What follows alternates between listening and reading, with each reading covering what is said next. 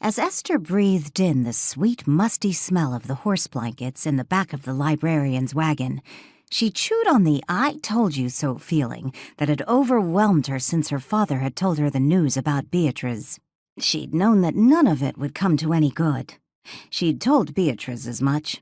Tried to tell her anyway. But Beatrice never did listen. She always was stubborn as a hot day, the kind that comes too long before a storm breaks.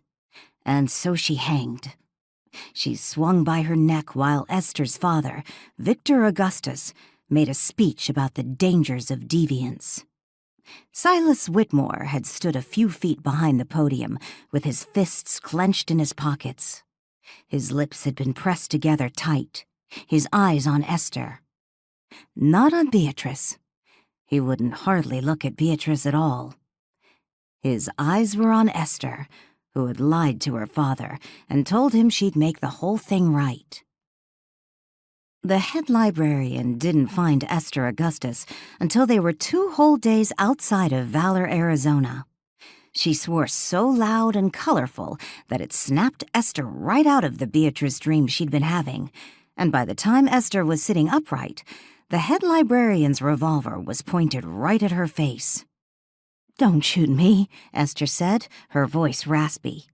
Her mouth tasted foul from 2 days with only the bottle of water she'd brought. 2 days without a toothbrush and without food. "Please," she added, because her mother had raised her right, and because manners seemed like a good idea when a gun was involved. "Give me a single good reason." The head librarian's badge glittered in the early morning sun. It was a hammered copper star with 3 columns etched into it. 1 for virtue, 1 for knowledge, and 1 for patriotism. It shone as bright as Beatrice's eyes had. Esther wasn't sure if the head librarian was asking for a single good reason to shoot or a single good reason not to, but she decided to play her only card. "My name is Esther Augustus," she said. "My father is Victor Augustus. He's the superintendent of the Lower Southwest Territory," she added uncertainly.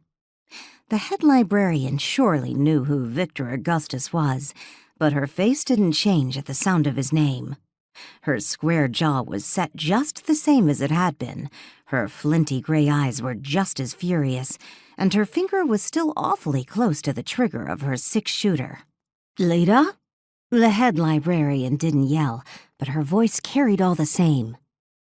After a few seconds, Esther heard unhurried footsteps crunching toward the wagon.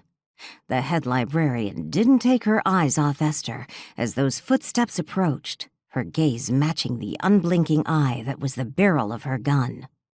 All 3 of those eyes watched Esther Augustus, and she watched them back, too dehydrated to sweat and unable to draw a full breath.